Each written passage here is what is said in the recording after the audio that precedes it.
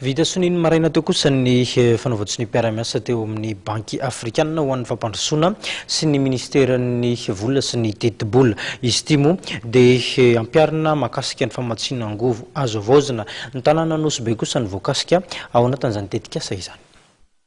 Mitetina 7,7 dolara amerikanina ny vola avy amin'ny CFA na ny tahirim-bola ho an'ny angovo azo avaozana ho an'ny Afrika hoentina mamatsy vola ny fanadihadiana fametrahana angovo azo avaozana ao Nosy be.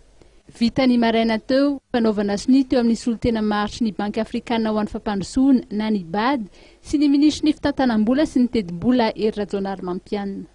Zay fanadihadiana izay zany dia zay voa 8 eo zany hoe ahoana no anatanterahana lay fametrahana tanteraka mihitsy lay fotodrafitrasa.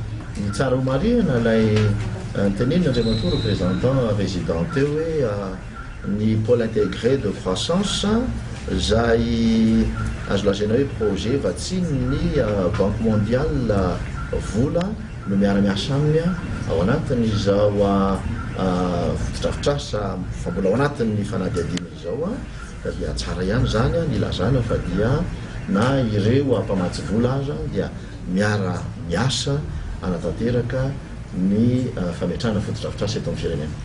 Ny fanatanterahana ilay tetikasa any Nosy be dia hiteraka fitsanganana orinasa hatrany amin'ny 70 ary asa hatrany amin'ny 300 isa-taona indrindra eo amin'ny sehatry ny fizahantany raha ny voalaza.